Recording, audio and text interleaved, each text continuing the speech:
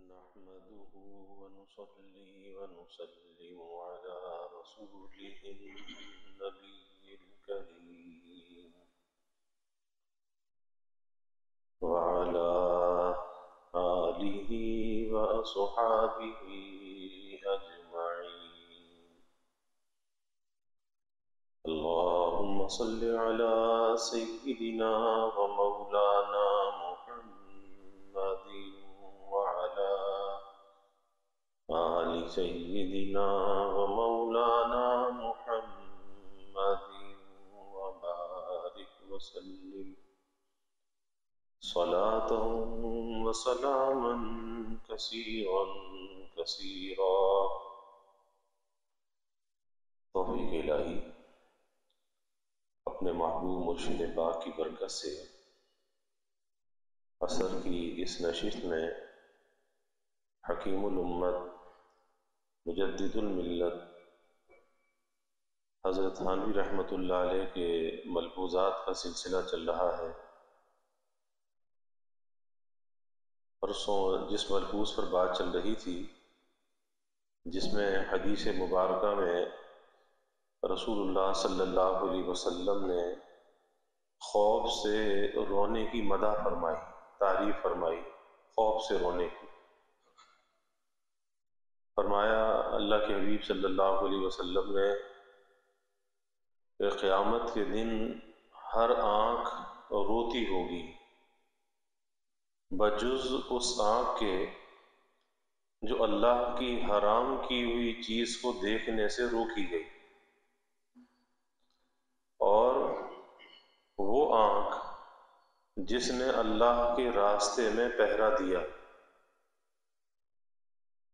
اور وہ آنکھ جس میں خوف الہی کی وجہ سے مکھی کے سر کے برابر آنسو نکل آیا. یہ قیامت کے دن رونے سے، خوف سے بچی ہوگی، اور جو یہاں آنکھ نہیں روگی اور وہاں پہ رو رہی ہوگی.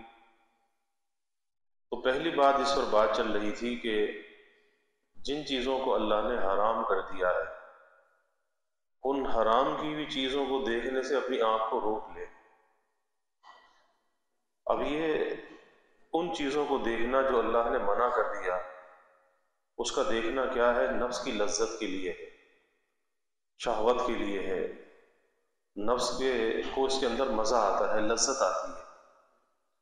لیکن ایک طرف نفس کی لذت ہے اور ایک طرف اللہ کی چاہت ہے.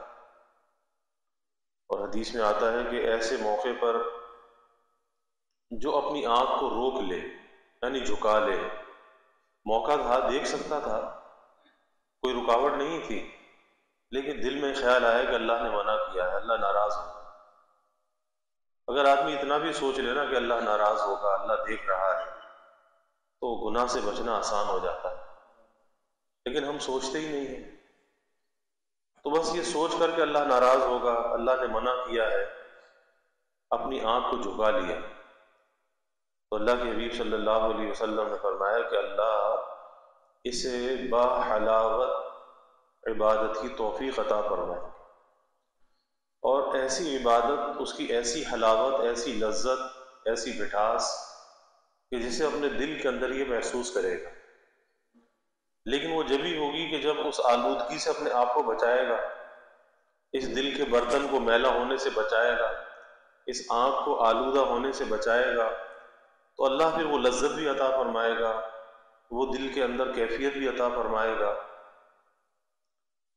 لیکن ہمت کر کے اپنے آپ کو روکنا چاہیے، کیونکہ یہ مرض ایسا ہے کہ اگر اس مرض کی عادت کو روکا نہ گیا، اس کا علاج نہ کیا گیا، تو یہ مرض بڑھتا رہتا ہے.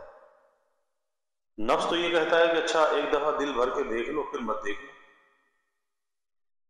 اسی لیے حکیم الامت حضرت تھانوی رحمۃ اللہ علیہ فرماتے تھے کہ گناہ کا علاج گناہ سے کبھی نہیں ہوتا. کہ کوئی گناہ کا علاج گناہ سے کرے کہ دیکھ لو، اب دیکھنا تو گناہ ہے نا، اور اس لیے دیکھ لو کہ آئندہ نہ دیکھنا، تو گویا کہ گناہ کا علاج گناہ سے کر رہا ہے. اور جو گناہ کا علاج گناہ سے کر رہا ہے، وہ اس گناہ کی قوت کو، شہوت کی قوت کو، لذت کی قوت کو، یا یوں کہا جائے کہ اپنی نفسانیت کو کمزور نہیں کر رہا، اس کو قوی کر رہا ہے۔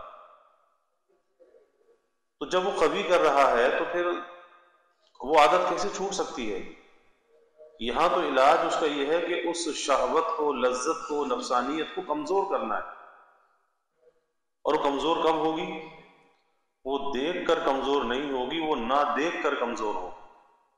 اب وہاں پر کس چیز کی ضرورت ہے؟ وہاں پر ضرورت ہے مخالفت نفس کی، اپنے نفس کی مخالفت کا۔ مجھے نہیں دیکھنا، اللہ نے منع کیا ہے، مجھے نہیں دیکھنا۔ اور جب آدمی ہمت کرتا ہے نا، ہمت کے ساتھ اللہ کی مدد ہوتی۔ واقعات، بہت سے واقعات کتابوں کے اندر آتے ہیں کہ جیسے مرد بد نظری کرتے ہیں، ایسے عورتیں بھی بد نظری کرتی ہیں۔ ایک طالب علم کا واقعہ مجدد تھانوی رحمۃ اللہ علیہ نے اپنے مواعظ میں بیان کیا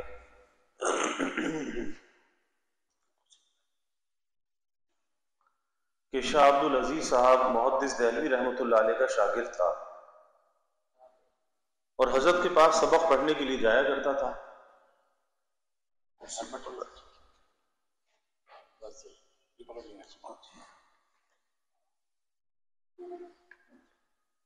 تو حضرت کی خدمت میں سبق پڑھنے کے لیے جایا کرتا تھا۔ ایک مرتبہ سبق پڑھنے کے لیے جا رہا تھا، کسی محلے سے گزرا تو کسی خاتون کی نظر پڑی، بس دل میں برا خیال آ گیا۔ کہا کہ اس نوجوان کو مخاطب ہوئی اور کہا کہ ذرا مجھے کچھ گھر میں کچھ کام ہے، کوئی وزن اٹھوانا ہے، کوئی مرد نہیں ہے، آپ ذرا آ کے یہ کام کر لیں۔ اور وہ زمانہ تھا کہ ایک عافیت کا، ایک سادگی کا زمانہ، لوگ اس طرح گھروں میں کام کر دیا کرتے تھے۔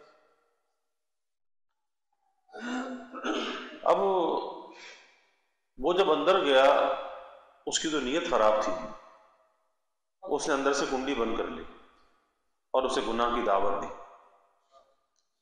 لیکن وہی بات کہ جو اللہ والوں کی صحبت میں بیٹھنے والا، نیک لوگوں سے وابستہ، اس کے دل میں ایک خوف خدا ہوتا ہے اور ان اللہ والوں کی برکات ہوتی ہے۔ پھر گناہ کی رغبت نہیں ہوتی بلکہ اس سے نفرت ہوتی ہے۔ گناہ کے نام سے بھی آدمی ڈر جاتا ہے، لرز جاتا ہے، کیسے گناہ کر لوں، کیسے نافرمانی کر لوں، اتنا بڑا گناہ کیسے کر لوں۔ اب اس نے گناہ کی دعوت دے دی۔ اب بظاہر تو یہ لگتا ہے کہ ایک آدمی کسی اجنبی کے گھر میں گھسا ہوا ہے، نوجوان ہے، تو اس کا مطلب کسی برے ارادے سے گھسا ہے۔ اب یہ ڈرنے لگا کہ میں کیا کروں، انکار کی بھی گنجائش نہیں۔ اس نے کہا کہ میں تمہیں رسوا کر دوں، یہ تو گھر میں گھس کر آیا ہے۔ اب اس نے دل ہی دل میں اللہ سے رجوع کیا، اور ایسا ہی کرنا چاہیے جب گناہ کا موقع آ جائے اور انسان کو کہیں سے راستہ نہ ملے کہ کس طرح سے بچا جائے اس برائی سے، اللہ سے رجوع کرے، دل ہی دل میں رجوع ہو جائے، اللہ سے مدد مانگے، ایاک نعبد و ایاک نستعین، اللہ سے مدد مانگے، اللہ سے رجوع ہو جائے۔ پھر اللہ غیب سے کوئی بات دل میں ڈالتا ہے، غیبی مدد آتی ہے۔ اور اس نوجوان نے کہا کہ بھائی مجھے جو ہے ذرا بیت الخلاء جانا ہے، ٹوائلٹ بتاؤ کہاں ہے۔ اس نے کہا کہ ٹوائلٹ تو یہ ہے۔ اور اس زمانے کے جو ٹوائلٹ ہوتے تھے وہ آج جیسے فلیش سسٹم نہیں تھے، وہ ہوتے تھے جس میں نجاست پڑی رہتی تھی، بھنگی آتا تھا، وہ نجاست اٹھا کے لے جاتا تھا، دن میں 1 دفعہ 2 دفعہ۔ اب یہ جو اندر گیا، اندر جا کر جو نجاست پڑی تھی اپنے بدن پہ سے مل لی، اور اسی طرح باہر نکل کر آ گیا۔ اس نے جو دیکھا، بڑی حقارت سے، نفرت کے گھن کے ساتھ دروازہ کھولا، باہر دھکا دے دی۔ دہلی کا واقعہ ہے۔ تو یہ دہلی کے دریا جمنا پر گیا اور جا کر اچھی طرح سے اس نے غسل کیا، کپڑے پاک کیے، بدن پاک کیا، مل مل کے بدن کو دھویا کہ کوئی بدبو کا اثر نہ رہے، اور جا کر شاہ صاحب کے سبق میں بیٹھ گیا تو شاہ صاحب نے کہا کہ بھائی آج کس نے ایسی خوشبو لگائی ہے کہ اس سے پہلے ہم نے ایسی خوشبو نہیں سونگھی. تو یہ نوجوان سوچنے لگا کہ شاید میرے جسم میں کچھ بدبو کا اثر اب بھی باقی ہے، تو یہ اللہ والے ہیں تو اس بدبو کو حسن ظن کی وجہ سے خوشبو کہہ رہے ہیں. تو یہ چپکے سے اٹھ کر پیچھے سے گیا، پھر دوبارہ جا کے غسل کر کے آیا کہ شاید کچھ بدبو کا اثر باقی رہ گیا. پھر دوران سبق شاہ صاحب نے پھر یہی کہا کہ بھائی پہلے سے زیادہ خوشبو آ رہی.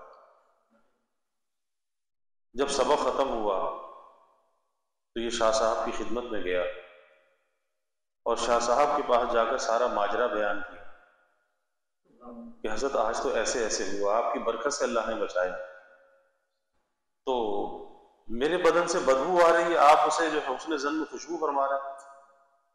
تو حضرت شاہ عبدالعزیز صاحب محدث دہلوی رحمۃ اللہ علیہ نے قسم کھا کے فرمایا کہ تمہارے بدن سے جو خوشبو آ رہی ہے واللہ وہ دنیا کی خوشبو نہیں ہے، وہ جنت کی خوشبو ہے، وہ ایسی خوشبو آ رہی ہے. تو اس نہ دیکھنے پر، گناہ سے بچنے پر اللہ کی بڑی مدد ہوتی ہے، بڑی نصرت ہوتی ہے. اور کبھی ایسا بھی ہوتا ہے کہ آدمی اختیاری طور پر بڑی بے باکی کے ساتھ گناہ کرتا ہے، بے ادبی کے ساتھ، بے باکی کے ساتھ اس کی پکڑ اور سزا کے اندر مبتلا ہو جاتا ہے. حضرت جنید بغدادی رحمۃ اللہ علیہ کے ساتھ ایک مریدین جا رہے ہیں، سامنے سے ایک نصرانی لڑکا بڑا خوبصورت سامنے سے آ رہا ہے. اس نوجوان نے کہا حضرت اتنے خوبصورت ایسی شکل و صورت والے کہ یہ بھی جہنم میں جائیں گے؟ حضرت نے فرمایا کہ بھائی تو نے اسے بری نظر سے دیکھا اور ان قریب تو اس کی سزا بھگت لے گا. بس قرآن پاک کا حافظ تھا، کچھ عرصے کے بعد قرآن پاک بھول گیا، قرآن سینے سے نکل گیا. تو اس لیے خواجہ صاحب نے فرمایا کہ ارے کیا ظلم کر رہا ہے، مرنے والوں پہ مر رہا ہے، جو دم حسینوں کا بھر رہا ہے بلند ذوق نظر نہیں، کہ حسینوں پہ مر رہا ہے جس کو فنا ہے.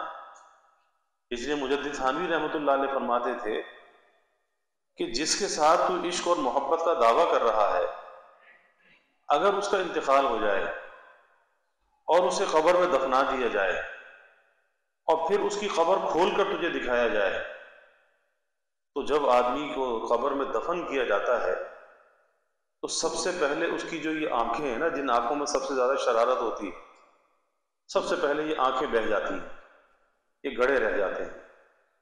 پھر یہ چہرہ جو سب سے زیادہ پرکشش ہے پورے انسان کے وجود میں، سب سے پہلے یہ جو گالوں کی ہڈیاں ہیں، یہ کھال ہے اور یہ سب کیڑے کھا جاتے ہیں، پھر ایک پنجرا رہ جاتا ہے. کہا کہ اس حالت میں اگر اس کی قبر کھول کر دکھایا جائے اور اس سے پوچھا جائے کیا تو اب بھی اس کو پسند کرتا ہے، اب بھی تو اس سے محبت کرتا ہے، اگر اب بھی تو اس سے محبت کرتا ہے تو ہم جانیں کہ تیری محبت سچی ہے. فرمایا کہ کوئی بھی گوارا نہیں کرے گا بلکہ حقارت سے اپنے منہ کو پھیر لے گا.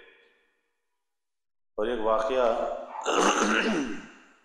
جنید بغدادی رحمۃ اللہ علیہ کی خانقاہ کا حضرت نے بیان فرمایا کہ خانقاہ میں ایک خادمہ تھی، مریدین آتے رہتے ہیں جاتے رہتے ہیں خانقاہ. تو دیکھا کہ وہ مرید اس خادمہ کو بڑی للچائی ہوئی نظروں سے دیکھ رہا ہے،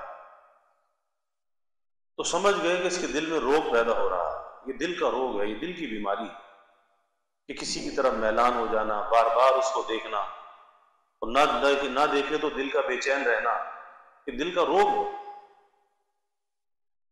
ایک نشہ ہے، ایک عادت ہے.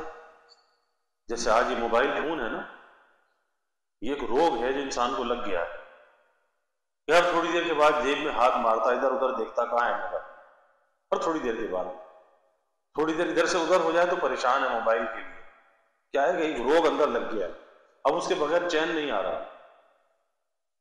اسے کہتے ہیں نا سائبر ایڈکشن ہے، یہ نشہ ایڈک ہو گیا. اس کا نشہ اسے لگ گیا۔ تو حضرت سمجھ گئے کہ یہ جس طرح للچائی ہوئی نظروں سے دیکھ رہا ہے، اس کے دل کے اندر روگ ہے۔ اس خادمہ سے کہا، فرمایا کہ بیٹی کسی کے ایمان کا مسئلہ ہے، تو تھوڑی سی تکلیف برداشت کر لے، کسی کا ایمان بچ جائے۔ اس نے کہا حضرت جیسے آپ فرمائیں، میں تو حاضر ہوں۔ تو اسے حضرت نے مسہل کی دوائی دی، جس سے پیٹ صاف ہوتا ہے، مسہل کی دوائی، اور کہا کہ یہ دوائی کھا کر جتنے بھی دست ہوں اسے ایک کسی برتن میں جمع کر لے اس نجاست کو۔ اب جب وہ دوائی کھائی اور پیٹ کی صفائی ہونا شروع ہوئی تو چہرے کا سارا رنگ و روپ چلا گیا، ساری کشش اور جاذبیت چلی گئی۔ اب شیخ نے کہا کہ اب ذرا اس مرید کے پاس سے تو گزر جانا۔ اب جو اس مرید کے پاس سے گزری تو دیکھا اور بڑی حقارت سے نظر نیچے گرا، نظروں کو پھیر لیا بڑی حقارت کے ساتھ۔ اب شیخ نے فرمایا، اس کو بلایا اس مرید کو، اور اس خادمہ سے کہا کہ وہ جو نجاست جو جمع کی ہے نا برتن میں، وہ لے کر آؤ۔ وہ نجاست لے کر آئی تو شیخ نے کہا کہ دیکھ، جب تک یہ نجاست اس کے بدن میں تھی اس وقت تک تو بڑی للچائی ہوئی نظروں سے اسے دیکھ رہا تھا، اور جب یہ نجاست اس کے اندر سے نکل گئی اب تو نے حقارت سے منہ پھیر لیا، حقارت سے نظروں کو پھیر لیا۔ تو اس کے اوپر عاشق نہیں تھا، دراصل اس نجاست کے اوپر عاشق، اس نجاست پہ عاشق تھا۔ اور جوانی کے اندر اس گناہ سے بچنا بہت آسان ہے۔ جوان آدمی کے اندر ہمت بھی جوان ہوتی ہے، اور وہ ذرا سی دیر میں اپنے نفس کو آنکھیں دکھاتا ہے، نفس سیدھا ہو جاتا ہے کہ میں نے یہ کام نہیں کرنا، میں نے نہیں دیکھنا۔ اسی لیے نفس کی نگرانی سے کبھی غافل نہیں ہونا چاہیے۔ حضرت مولانا رشید احمد صاحب گنگوئی رحمۃ اللہ علیہ ہمارے اکابر میں سے ہوئے۔ حضرت مولانا یحییٰ کاندلوی صاحب رحمۃ اللہ علیہ تو شیخ الحدیث حضرت مولانا زکریا صاحب نور اللہ مرقدہ کے والد ماجد ہیں، اور بعد میں حضرت گنگوئی کے خادم خاص بھی تھے، بہت خدمت کی حضرت کی۔ لیکن جب پڑھنے کے لیے حضرت کے پاس گئے تو اس وقت بے ریش تھے، چہرے پہ داڑھی نہیں۔ تو حضرت نے فرمایا کہ یحییٰ تمہارے چہرے پر داڑھی نہیں ہے، تم سبق میں پیچھے بیٹھا کرو، سامنے نہ بیٹھا کرو، منع فرماتی، سامنے نہ بیٹھا کرو۔ اور پھر ایک عرصہ گزر گیا، ایک مرتبہ کہیں کھڑے تھے، ان کا سائے پہ جب نظر پڑی دیکھا کہ داڑھی ہے، تو پوچھا کہ یحییٰ چہرے پر داڑھی آ گئی؟ کہا جی حضرت داڑھی تو کافی دن ہو گئے آ گئی۔ کہا کہ اب سامنے بیٹھا کرو۔ اس درجے کی احتیاط اور اس درجے کا تقویٰ، اسی لیے فرمایا کہ مدرسین کبھی خلوت میں کسی بچے کو تنہا نہ بٹھائیں، دروازہ کھول کر رکھیں، بند کمرے میں نہ بٹھائیں، اور تنہا ایک بچے کو اپنے پاس نہ بٹھائیں، کئی بچے پاس ہونے چاہیے۔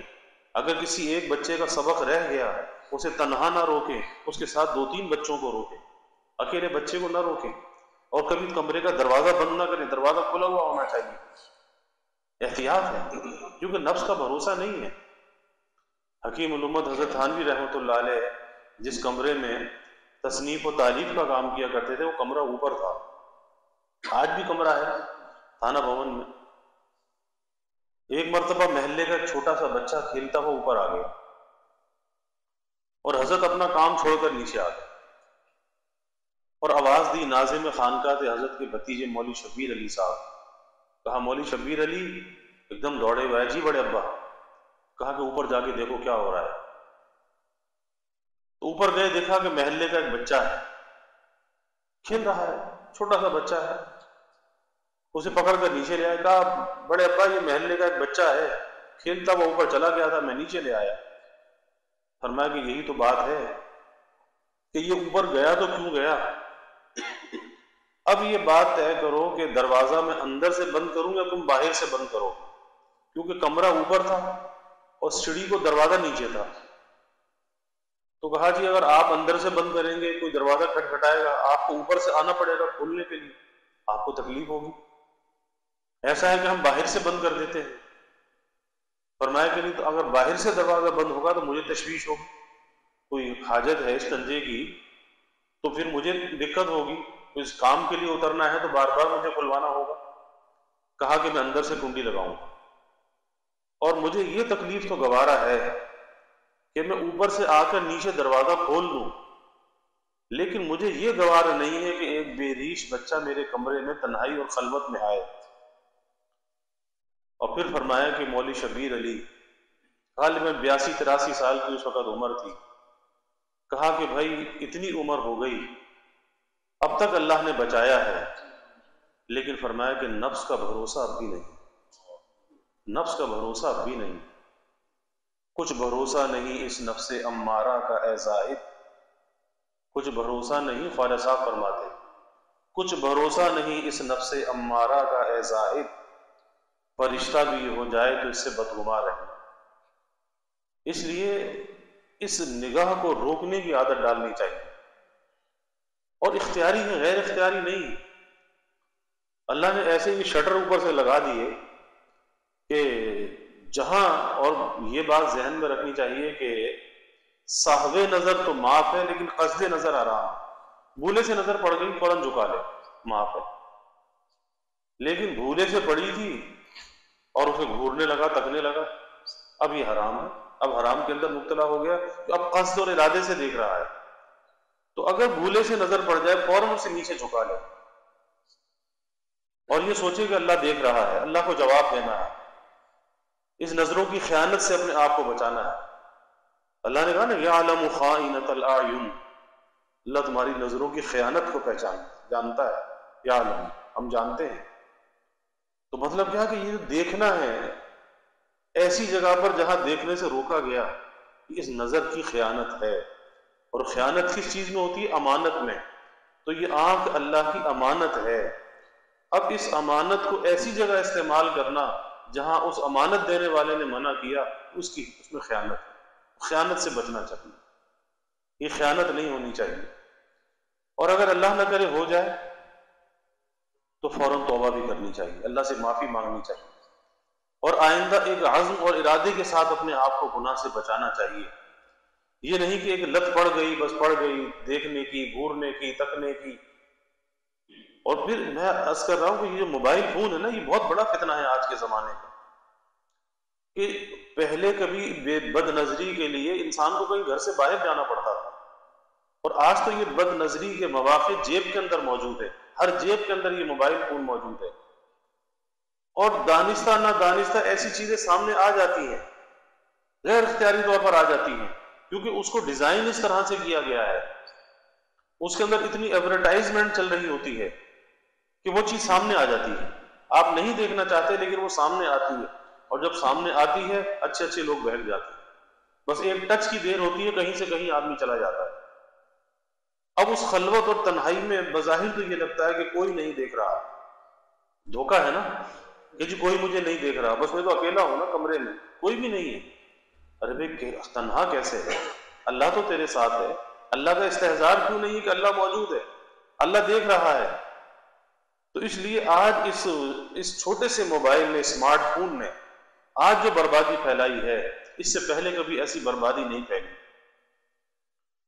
کہ اب بے حیائی کے لیے کہیں باہر نہیں جانا پڑ رہا، گھر کے اندر بیٹھے بیٹھے آدمی بے حیا بن رہا ہے، اس کی حیا کا جنازہ نکل رہا ہے، اور ایسی ایسی چیزوں کو اس پر دیکھ رہا ہے جو اس سے پہلے کبھی دیکھنے کا تصور بھی نہیں تھا۔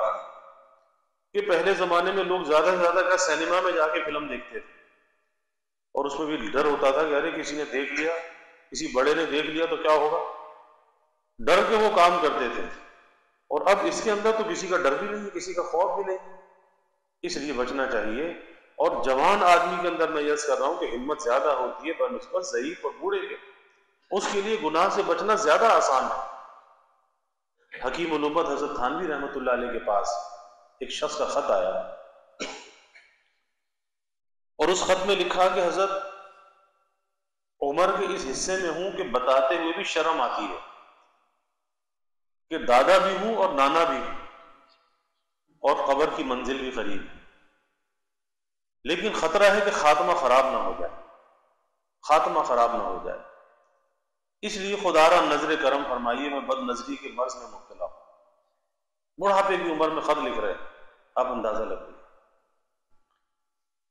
حضرت تھانوی رحمۃ اللہ علیہ نے جواب دیا، اور یہ ان کے حسب حال تھا، ان کے لیے تھا، ہر ایک کے لیے نہیں۔ حضرت نے لکھا کہ جب کسی پر تمہاری نظر پڑے تو یہ دیکھا کرو کہ وہ کس عمر کی ہے۔ اگر تم سے بڑی عمر کی ہے تو بآواز بلند یہ کہا کرو کہ یہ تو میری ماں ہے، یہ تو میری ماں ہے، یہ تو میری ماں ہے۔ اور اگر تمہاری ہم عمر ہے تو بآواز بلند یہ کہا کرو یہ تو میری بہن ہے، یہ تو میری بہن ہے، یہ تو میری بہن ہے۔ اور اگر چھوٹی عمر کی ہے تو بآواز بلند یہ کہا کرو یہ تو میری بیٹی ہے، یہ تو میری بیٹی ہے۔ اور فرمایا کہ 10 دن اس نسخے پر عمل کرو اور اس کے بعد پھر مجھے تحریر کرو۔ اور یہ اللہ والوں کی تعلیم کے اندر ایک برکت ہوتی ہے کہ یہ تعلق اللہ کی رضا کے لیے ہوتا ہے، اور طالب کے اندر اگر طلب سچی ہے اور شیخ اسے اللہ کی رضا کے لیے جو بات بتاتا ہے اس کے حسب حال ہوتی ہے، کیونکہ اللہ دل میں القاء کرتا ہے۔ اگر طلب سچی ہے تو نفع یقینی ہوتا ہے، سچی طلب کے ساتھ عمل کرے، نفع یقینی۔ اور اپنے طور پر آدمی لاکھ کوشش کرے کہ میں گناہ سے بچ جاؤں، برائی سے بچ جاؤں، 1 دن رک جائے گا، 2 دن رک جائے گا، پھر اس کے بعد پچھلی کسر بھی نکال دے گا، جب تک کہ کسی اللہ والے کی رہنمائی اور رہبری میں اس راستے کو طے نہ کرے، اپنے حالات کی اطلاع نہ کرے اور ان کے بتائے ہوئی تعلیم پر عمل نہ کرے، اس وقت تک بچنا اور نکلنا مشکل ہے۔ اپنے طور پر کبھی کامیابی نہیں ہوتی۔ یہ نہیں ہوتا کہ خود مریض ہو اور خود ہی طبیب بھی بن جائے۔ کبھی دیکھا کہ ایسا کسی کو شفا ملی ہے کہ جو مریض ہو اور وہی خود اپنا علاج کر لے اور وہ طبیب بن جائے؟ ارے کوئی طبیب بھی اگر بیمار ہوتا ہے، کوئی ڈاکٹر بھی بیمار ہوتا ہے تو دوسرے ڈاکٹر سے مشورہ کرتا ہے، اپنی ذاتی رائے پر وہ عمل نہیں کرتا، کسی اور کے سپرد اپنے آپ کو کرتا ہے۔ تو اسی طرح یہ راستہ ہے کہ اس میں اپنے آپ کو کسی کے سپرد کرنا پڑتا ہے، اور اللہ کی رضا کے لیے ہے۔ یہ نہیں سوچنا چاہیے کہ اگر ہم نے اپنی حالت کو کھول دیا تو ہم تو رسوا ہو جائیں گے، ہماری تو سارا بھرم ختم ہو جائے گا۔ تو یاد رکھیے کہ یہ بھرم تو اپنی نظر کے اندر ہے نا، اللہ کی نظر میں تو نہیں ہے۔ ارے بھائی اللہ کی نظر میں انسان کا بھرم ہونا چاہیے، اللہ کی نظر میں معزز اور محترم ہونا چاہیے۔ یہ کیا کہ خود اپنے معتقد بن گئے، اپنی نظر میں اپنے کو سب کچھ سمجھ لیا۔ تو فرمایا کہ 10 دن اس پر عمل کرو اور پھر مجھے اطلاع کرو۔ حضرت تھانوی رحمۃ اللہ علیہ نے فرمایا کہ 1 ہفتے کے بعد خط آ گئی اور اس کے اندر دعائیں لکھی اور کہا کہ حضرت اللہ آپ کو جزائے خیر عطا فرمائے کہ برسوں کا مرض چند دن کے اس علاج سے اللہ کا شکر ہے کہ اللہ نے شفا عطا فرما دی، اللہ نے شفا عطا فرما دی۔ تو بھائی گناہ تو گناہ ہے، گناہ سے تو نفرت کرنی چاہیے، گناہ کو تو برا سمجھنا چاہیے۔ تو پہلی چیز یہاں پر یہ بیان فرمائی، اس میں رسول اللہ صلی اللہ علیہ وسلم نے فرمایا کہ قیامت کے دن ہر آنکھ روتی ہوگی بجز اس آنکھ کے جو اللہ کی حرام کی ہوئی چیزوں کو دیکھنے سے روکی گئی۔ اور اس پر میں نے یہ بھی عرض کیا تھا کہ ہمارے شیخ حضرت مسیح الامت نور اللہ مرقدہ فرماتے تھے کہ جیسے نظر بالشہوت حرام ہے، اسی طرح نظر حقارت بھی حرام ہے۔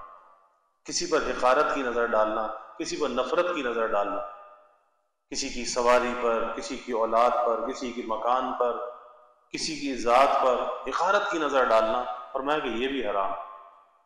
اور اسی طرح نظر تعلی، اپنے پر بڑائی کی نظر ڈالنا، بڑائی کی نظر سے اپنے آپ کو دیکھنا کہ بس میں سب کچھ اور دوسرے تو کچھ بھی نہیں، تو یہ تعلی کی جو نظر ہے یہ بھی اپنے اوپر ڈالنا، یہ بھی حرام ہے۔ اسی لیے حکیم الامت حضرت تھانوی رحمۃ اللہ علیہ فرماتے تھے کہ دیگر سلاسل میں آخر قدم فنا ہے، اور فرماتے تھے میرے یہاں تو اول قدم فنا ہے، کہ جو اس طریق میں قدم رکھے، اس راستے میں قدم رکھے، اپنی رائے کو فنا کر کے قدم رکھے، اپنی خودی کو مٹا کر قدم رکھے، کیونکہ اس خودی کے ساتھ خدا نہیں ملتا کہ اپنے کو بھی سب کچھ سمجھ رہا ہو اور خدا کا تعلق بھی چاہتا ہو. کیسے خدا کا تعلق مل جائے گا؟ جب تک کہ اپنی خودی کو فنا نہیں کرے گا، اس خودی کو اندر سے نہیں نکالے گا، اس وقت تک اللہ کا تعلق نہیں ملتا. تو اس نظر کی حفاظت کرنی چاہیے، نظر کو بچانا چاہیے، اور قیامت کے دن وہی آنکھ اللہ کا دیدار کرے گی. اس آنکھ کے اندر یہ صلاحیت ہوگی جو دنیا میں اس حرام سے کہ دیکھنے سے جس آنکھ کو روکا گیا ہوگا، پھر وہاں پر وہ اللہ کا دیدار کرے گی. اور دوسری بات حضرت نے یہ فرمایا کہ بجز اس آنکھ کے جو اللہ کی حرام کی ہوئی چیز دیکھنے سے روکی گئی، اور وہ آنکھ جس نے اللہ کے راستے میں پہرا دیا، جس نے اللہ کے راستے میں پہرا دیا. اب اللہ کے راستے میں پہرا دینا کیا ہے؟ کہ جو فوج ہے یا سپاہی ہے یا مجاہد ہے تو وہ اللہ کے راستے میں یعنی دشمن سے حفاظت کے لیے اپنے وطن کا پہرا دیتا ہے، سرحدوں کا پہرا دیتا ہے. تو وہ آنکھ جو اس پہرے کے لیے جاگتی رہی، اس پہرے کے لیے بیدار رہی. اسی طرح یہاں پر بزرگوں نے فرمایا کہ ہر آدمی تو سرحدوں پہ جا کے پہرا نہیں دے سکتا، لیکن فرمایا کہ ایک اس کی اپنی بھی حدود ہے، اپنی ذات کی جو حدود ہے، تو اپنی ذات کی حدود کا پہرا دینا یہ بھی اللہ کے راستے میں پہرا دینا ہے. کہ نظر کی کیا حد ہے، کانوں کی کیا حد ہے، زبان کی کیا حد ہے، ہاتھ اور پیر کی کیا حد ہے، یہ بھی تو حدود ہے نا. کہاں استعمال کرنا ہے، کہاں استعمال نہیں کرنا. تو ان حدود کا پہرا دینا، اور یہ پہرا دینا جو ہے یہ ہمہ وقتی ہے. وہ سرحد پر پہرا دینا وہ وقتی ہے، اور ہر ایک کا کام نہیں ہے کہ سرحدوں پر جا کر پہرا دے گا. لیکن اپنے نفس کی نگرانی کرنا، ان حدود کا خیال کرنا. حدود کیا ہے؟ کہ کوئی شریعت کی حد ہم سے پامال نہ ہو جائے. اور یہ پہرا ہمہ وقت ہے کہ نفس کی نگرانی کا جو پہرا ہے یہ ہمہ وقتی پہرا ہے. اس پہرے سے، اس نگرانی سے کسی وقت انسان غافل نہ ہو. آنکھ پر بھی پہرا ہو، زبان پر بھی پہرا ہو، کان پر بھی پہرا ہو، اپنی سوچ پر بھی پہرا ہو. کہ سوچ کس قسم کی ہے؟ کوئی اس میں پراگندہ خیالی تو نہیں ہے، اس کے اندر کوئی میلانات تو نہیں ہے، کسی کے بارے میں بدگمانی تو نہیں ہے. آخر آتا کیا ہے، سوچتا کیا ہے؟ تو اس چیز کے اوپر پہرا دینا، تو فرمایا کہ یہ بھی اسی کے اندر داخل ہے کہ جس نے اللہ کے راستے میں پہرا دیا. اور یہ پہرا دینا کس لیے ہے؟ اللہ کی نافرمانی سے بچنے کے لیے، اپنے آپ کو گناہ سے بچانے کے لیے. تو اس پہرے کے لیے بھی ہمیں بیدار رہنا چاہیے. ایک تو وہ سپاہی ہے جو سرحد پر کھڑا ہے اور اپنے ملک کی حفاظت کر رہا ہے، سرحد پر کھڑا ہو کر پہرا دے رہا ہے، تو وہ ملک کی سرحد ہے. اور یہ ہمارے اندر جو سرحد ہے یہ ایک دین اور اسلام کی سرحد ہے. تو اس دین اور اسلام کی سرحد کا بھی پہرا دینا ہے کہ اس پر کوئی ضرب نہ آئے. اگر یہ سرحد اگر متاثر ہو گئی تو پھر اندر کیا ہے؟ اندر ایمان غیر محفوظ ہو جائے گا. اس لیے اپنی آنکھ، اپنے کان، اپنی زبان، اپنی سوچ، اپنا چلنا پھرنا، میل ملاقات، ہر ایک کے اوپر پہرا ہونا چاہیے کہ آیا اللہ کی رضا کے لیے ہے، آیا اللہ سے راضی ہوگا، اللہ ناراض تو نہیں ہوگا. تو اس کے اوپر پہرا دینا. اور تیسری بات یہ فرمائی کہ جس سے میں خوف الہی کی وجہ سے جس کی آنکھ میں مکھی کے سر کے برابر آنسو نکل آیا. اور یہ آنسو اللہ کو بڑا پسند ہے کہ تنہائی ہے، خلوت ہے، اللہ کے ڈر سے رویا. اور اللہ کے ڈر سے رویا تو بس آنکھ میں جیسے مکھی کا سر ہوتا ہے اتنا سا آنسو آ گیا. تو فرمایا کہ یہ آنکھ جو اللہ کے لیے روئی تو قیامت کے دن یہ آنکھ روتی بھی نہیں ہوگی. یہ آنکھ اس کو استثناء حاصل ہوگا. اور حدیث میں آتا ہے کہ اللہ کے ڈر اور خوف سے اگر کسی آنکھ میں آنسو آیا اور وہ آنکھ میں آنسو جسم کے کسی حصے پر لگ گیا، اللہ جسم کے اس حصے پر دوزخ کی آگ کو حرام کر دیتا ہے. اور پھر حدیث میں واقع آتا ہے کہ قیامت کے دن ایک شخص کے لیے فیصلہ ہوگا کہ اسے جہنم میں ڈال دیا جائے.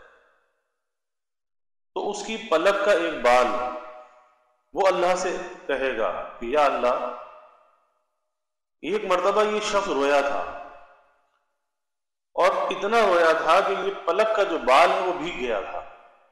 اور آپ کے حبیب صلی اللہ علیہ وسلم کا ارشاد ہے کہ وہ اللہ کے ڈر اور خوف سے جو آنسو نکلے اور وہ جسم کے کسی حصے پر لگ جائے تو وہ اس پر دوزخ کی آگ حرام ہے، تو وہ بال یہ کہے گا کہ یا اللہ اس کے بدن سے مجھے نکال دیجیے، آپ کے حبیب کا یہ ارشاد ہے۔ تو اللہ تعالیٰ فرمائیں گے کہ تو اپنے لیے تو سفارش کرتا ہے، اپنے لیے تو کہتا ہے، اس کے لیے سفارش نہیں کرتا۔ وہ کہے گا کہ یا اللہ آپ کے خوف کی وجہ سے نہیں کرتا، آپ کے خوف کی وجہ سے نہیں کرتا۔ اللہ تعالیٰ اسے بخش دیں گے، اسے معاف فرما دیں گے، جنت عطا فرما دیں گے۔ تو آتا ہے کہ جبرائیل امین میدان حشر میں اعلان فرمائیں گے کہ لوگوں، ایک پلک کے بال کی وجہ سے، اس کی سفارش کی وجہ سے ایک شخص بخشا گیا اور اسے جنت مل گئی۔ تو یہ جو اللہ کا ڈر اور خوف ہے نا، یہ بڑی قابل قدر چیز ہے۔ ایک شخص کا واقعہ حکیم الامت حضرت تھانوی رحمۃ اللہ علیہ نے بیان کیا کہ اس کی زندگی بڑی بے راہ روی کی زندگی تھی، جوان تھا لیکن آزادی کی، بے باکی کی زندگی، نافرمانی کی زندگی۔ جب اس کی موت کا وقت قریب آیا، اب اس پر خوف طاری ہوا کہ زندگی میں عیش و عشرت تو جو کرنا تھا کر لیا، اب انجام کیا ہوگا؟ اب تو اللہ کے سامنے پیشی ہے، اب انجام کیا ہوگا؟ اب اللہ کے سامنے کیا چیز لے کر جاؤں گا؟ تو اس نے کہا، اپنی ماں سے یہ کہا، وصیت کی کہ جب میں نے یہ سنا ہے کہ اللہ سفید بال والوں سے حیا کرتا ہے، تو جب میں مر جاؤں تو میرے بالوں کو سفید کر دینا، وہ سفید آٹا مل دینا، سفید کر دینا، اللہ اس سے حیا کرتا ہے۔ اس کا انتقال ہوا، اس کی روح قبض ہوئی، اور جب غسل کفن دیا گیا تو گھر والوں نے اس کی وصیت کے مطابق سفید آٹا جو ہے اس کے چہرے کو، بالوں کو مل دیا، سفید کر دیا۔ جب بعد انتقال کے اللہ کے سامنے پیشی ہوئی اور پوچھا کہ ایسا تو نے کیوں کیا؟ کہا کہ یا اللہ آپ کے ڈر اور خوف کی وجہ سے ایسا کیا۔ کہا کہ اچھا، ہمارے ڈر اور خوف کی وجہ سے ایسا کیا، تو جا ہم نے تجھے معاف کیا، رحمت حق بہانہ می جویا۔ اسی طرح ایک شخص کا واقعہ آتا ہے کہ زندگی بڑی نافرمانی کے ساتھ گزری۔ جب اس کا انتقال ہوا، انتقال سے پہلے اس نے وصیت کی کہ بھئی مجھے جو ہے دفن نہ کرنا، اگر میں اللہ کے ہاتھ آ گیا تو مجھے تو وہ سزا ملے گی، وہ سزا ملے گی کہ کسی کو آج تک ایسی سزا نہیں ملی ہوگی، کیونکہ میں اتنا بڑا اللہ کا نافرمان ہوں۔ تو میری لاش کو جو ہے وہ جلا دینا، اور جلا کر اس کی جو راکھ ہے اسے ہوا کے اندر اڑا دینا، پانی میں بہا دینا، اسے بکھیر دینا، اور جب میں ذرہ ذرہ ہو کر اڑ جاؤں گا، پانی میں بہہ جاؤں گا، پھر میں اللہ کے ہاتھ کہاں آنے لگا؟ اس کی عقل ہی اتنی تھی۔ جب اس کا انتقال ہوا، اس کے گھر والوں نے ایسا ہی کیا۔ اللہ نے ان ذروں کو حکم دیا، سب کو جمع کر کے اس کو کھڑا کر دیا، اور پوچھا کہ تو نے ایسا کیوں کیا؟ کہا کہ یا اللہ آپ کے ڈر کی وجہ سے ایسا، میرے پاس تو کچھ بھی نہیں تھا، میں آپ کے سامنے کیا پیش کرتا؟ یہی سوچا تھا کہ اگر آپ کے ہاتھ لگ گیا تو بہت سزا ملے گی، اسے سزا سے بچنے کے لیے ایسا کیا۔ اللہ نے فرمایا جا ہم نے تجھے معاف کیا، بخش دیا۔ تو یہ جو اللہ کا ڈر اور خوف ہے نا، یہ بہت بڑی چیز ہے۔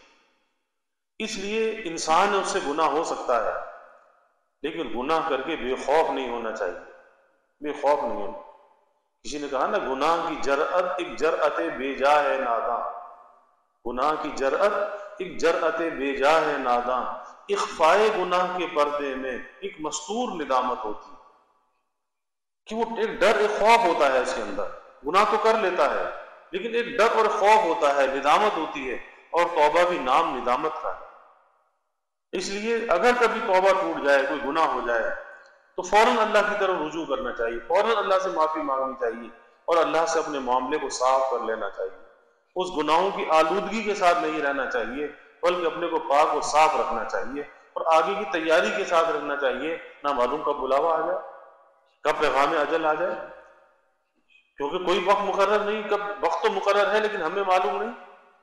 تو اس لیے توبہ کے ساتھ، صلح کے ساتھ رہنا چاہیے، نافرمانی کے بوجھ کے ساتھ نہیں رہنا چاہیے، ورنہ آگے موت بھی مشکل ہوتی ہے، پھر قبر بھی مشکل ہو جاتی ہے، پھر حشر بھی مشکل ہے۔